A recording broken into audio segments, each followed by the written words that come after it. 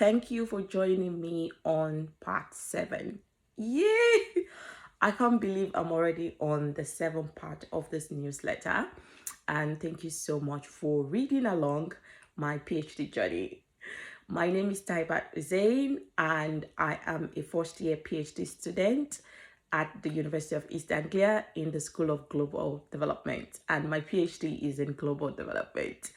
And over the past 7 months now, since I started my PhD, I have been keeping tracks of my progress through my newsletter, sharing with you my PhD journey in addition to being a young mother. So thank you for reading along. I thought I would do something different with this newsletter for this month because I plan to share about my PhD program, what my research is all about, and what better way than to do a video just so you can also feel the passion and the energy coming from me. So yes, like I said, I just started my PhD last year, and I had my confirmation process last month and I passed. So I'm happy about that. And my PhD, I don't think I've really talked about what my PhD is about. And that was because I wanted to have a better understanding of the direction that I will be focusing on over the next couple of months.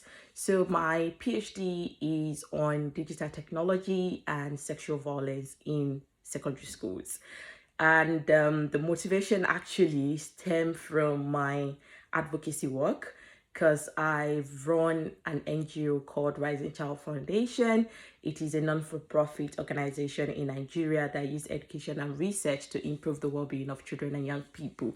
And I started this organization in 2017 to increase access and opportunity for girls and young people in my community, especially when it comes to schooling. And we've done a lot with providing educational materials, organizing annual spelling bee competitions, as well as conducting research and advocacy on the need to keep girls in schools. And in 2020, that was at the height of COVID-19, we started hearing news and reports and anecdotal evidence about the surge in domestic violence in Nigeria, and I think in other countries as well. And my team and I at that time felt we also needed to do something, and we thought about organizing, sensitization awareness as well as advocacy within our immediate community regarding gender-based violence. So we applied for a grant and we got it. So the project kicked off in 2021. However, when we were planning how to deliver on the project, we thought to go to communities, to go to religious leaders, to go to markets and all of that, and to mobilize other young people and to do the sensitization awareness and all. And at one point we felt there is a need to also go to school because gender-based violence doesn't happen in vacuum, and it's a circle. And we felt there's also a need to involve students and young people in this advocacy. So we went to schools, we organized sections, we organized series of workshop and sessions on preventing gender-based violence, on reporting, disclosure, and all of that. And at the end of each visit, we always ask for anonymous feedback from the student, and then when we get back to the office, we do the briefing and we go through all of this feedback. And I started seeing a pattern from all of this feedback, and mostly they were from students who were asking, what if it was my teacher? What if it is my classmate? What if it is my boyfriend? What if it is online, Facebook? What do I do? And at that moment, I realized that there is a whole lot happening within the school that we're not even paying close attention to, because at that point during the COVID-19, the attention was mostly on domestic violence, intimate partner violence, with a focus on adult population, which is valid. But I felt we missed out on a huge um, group, on a huge demography, which is the secondary school student, the student in basic education. And at that point, I knew I wanted to investigate more. I wanted to understand what student experiences are of gender-based violence in school. Particularly, I want to understand those violence that are perpetrated by teachers, by students on their way to school, that are related to education and schooling and all of that. So yeah, that was what got me into gender-based violence. And of course, I did have a sort of background, because when I finished my master's in development economics at SOAS University of London, I went back home, because at that point I was applying for PhD, but none was successful then. And I started working with this amazing organization, and I had the opportunity to work on their women's economic empowerment project, as well as the Safe School project. So I had I've been thinking in the line of safe schools, because for most of my advocacy, I've been campaigning for quality education, for getting girls into school, while missing the other part, which is keeping girls safe, keeping students safe in schools. So yep, that's it on my project, and that's why I'm focusing on gender-based violence, and more interestingly on digital technology, particularly mobile phones, because it's also a theme that kept recurring in the feedback, and it's also something that we should and we need to pay attention to, given the current environment, the current agenda with AI, with innovation, with digital learning, with digital technology. I feel we also need to be paying attention to the risk associated with this innovation, with this AI, with this brilliant technology and all of that. And I think it's really, really important to also, focus on the other part of it that is not so good. And we can already see it in research from developed countries, or countries in the global north, how young people are being exploited online, how there's been issue of sextortion, the issue of cyberbullying, the issue of image-based sexual harassment, image-based sexual abuse, and all of that. But in my community that I come from, it's like it's not happening.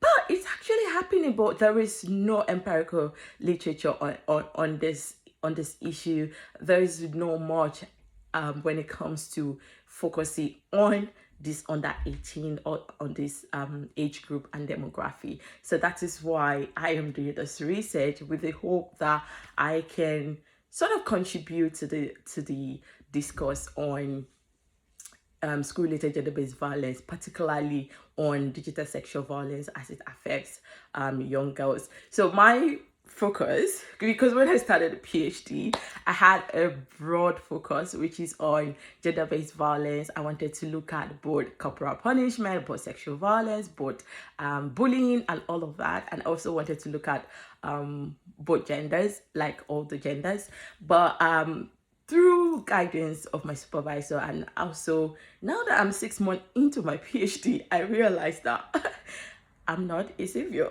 It's not like I'm not a savior. I realized that I can do everything at once. And I think that's the beauty of PhD. It sets you off on a path that you can then keep, building and growing on that path. So I've decided to just focus on girls' experience for now in my PhD. Partly because I'm also a female researcher, and partly because there are evidence that shows that girls are disproportionately. And I feel that starting with girls' experience also allows me in the future to actually look at how the differences in this experience and all of that. Of course, in my research activities, I will be gathering male perspective also regarding how they use digital technology, how they use mobile phones and their vulnerability and all of that. But my main focus would be on understanding girls' experiences with regarding sexual violence in school. I'm really excited about this project, and I also understand that it's not an easy topic to work on. I like talking about my research, but I realized that it is a topic that a lot of people find uncomfortable. They're uncomfortable talking about it, and I think that's also a problem, because if we do not talk about it, then we can't know the issue and we can't address it. And I understand that talking about it could be traumatic, could cause upset and all of that. But I also feel we need to provide the opportunity to talk about it and also provide the needed support. So I'm at a stage in my research where I'm applying for my ethical clearance. And I remember when I first started and I was talking to my senior colleagues about my research, they mentioned ethics would probably be where I will get stuck, or something I will have to contend with and all of that. And in my mind, I was like, it can't be that bad. I have that field experience. It cannot be that bad. But now, I've to be honest, I've had to do a lot of thinking. I've had to really, really think about how I'm going to conduct this research in a way that I am not causing harm to my student participant, in a way that I can safeguard and protect them. Because in as much as I want to spotlight their experiences, I want to center their voice, I want to hear from them, I also don't want to put them in harm's way. So I've been on my ethics for months now. And to be honest, I think I'm no longer in a rush. I'm more interested in ensuring that I have the necessary measures in place to ensure that I'm able to conduct a very good research that's not harmful, and to also be able to hear from these kids, to trust their capacity, to consent and all of that.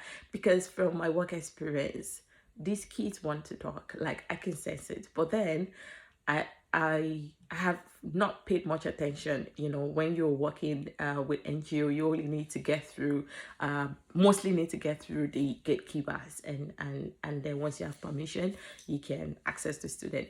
But for my academic research, it's beyond that, and that's something I've been really learning and thinking about. And yeah, so I'm stuck on ethics, but I'm hoping that I get it approved soon, and then I can start my field work.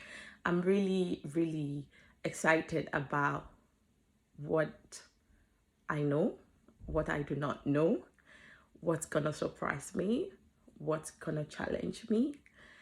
And another important thing about the research is how I'm going to empower the girls, because I've always felt like, do not just take, give back. So I've structured my methodology in such a way that I'm able to equip these girls with some sort of skills that they can always find useful, especially in this digital era where everyone is jumping and upping from one app to another without really understanding the